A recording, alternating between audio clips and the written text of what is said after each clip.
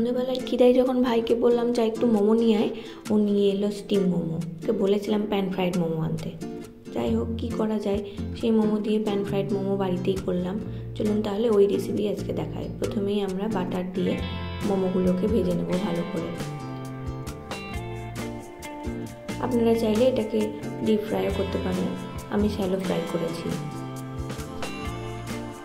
2 পিঠ ভালো মতন ভাজা হয়ে গেলে তারপর আমরা একে একে করে মোমোগুলো তুলে নেব। মোমোগুলো কিন্তু খুব হালকা আলতো হাতেই করতে হবে, না তো খুলে যেতে পারে। আমার কয়েকটা মোমো যেমন খুলে গেছিলো। এরপর ওই ফ্রাইং প্যানের মধ্যেই সামান্য তেল দিয়ে যে সবজিগুলি আমি ইউজ করব, যেমন আদা কুচি, রসুন কুচি, ক্যাপসিকাম, পেঁয়াজ কুচি ও লঙ্কা কুচি অল্প তেলেই আমি ফ্রাই করে নিয়েছি। পরে মনে হয়েছিল একটু যেন তেল লাগবে, তাই আমি উপর থেকে তেল অ্যাড করেছি।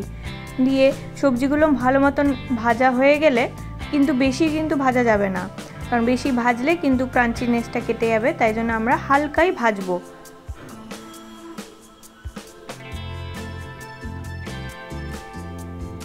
সবজিগুলো ভাজতে ভাজতে চলুন আমরা যে সস দেব এই ফ্রাই মোমোতে, সেই মোমোর সসটা তৈরি করে নিই।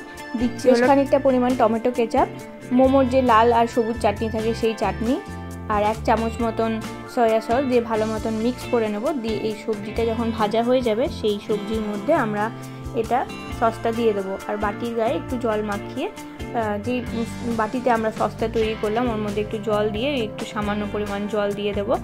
আর ওপর থেকে দিয়ে দেবো লবণ, দিয়ে ভালো মতন ভেজে নিতে হবে। সবজি সব সসের সাথে ভালো মতন মিক্স করা হয়ে গেলে এবার উপর থেকে ফ্রাই করা মোমো আমরা দিয়ে দেবো। দিয়ে আলতোভাবে সসগুলো গোটা মোমোর সাথে ভালো মতন মাখিয়ে নিলে তৈরি আমাদের প্যান ফ্রাইড মোমো।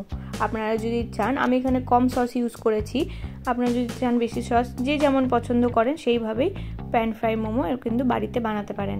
খেতে সত্যিই খুবই ভালো হয়েছিল। আর দোকানে তো বেশ ভালোই দাম নেয় প্যান ফ্রাইড মোমো, তাই জন্য বাড়িতে স্টিম মোমো আনিয়ে এইভাবে একবার প্যান ফ্রাই মোমো নিজেরাই বাড়িতে বানিয়ে দেখুন। খেতে কিন্তু সত্যি খুবই ভালো লাগে, খেতে খুব ভালোও হয়েছিল আমার প্যান ফ্রাই মোমো। কেমন লাগলো একবার আপনারা নিজেরা বাড়িতে ট্রাই করুন। কম খরচে সুস্বাদু প্যান ফ্রাই মোমো জানাতে কিন্তু একদম ভুলবেন না। ধন্যবাদ।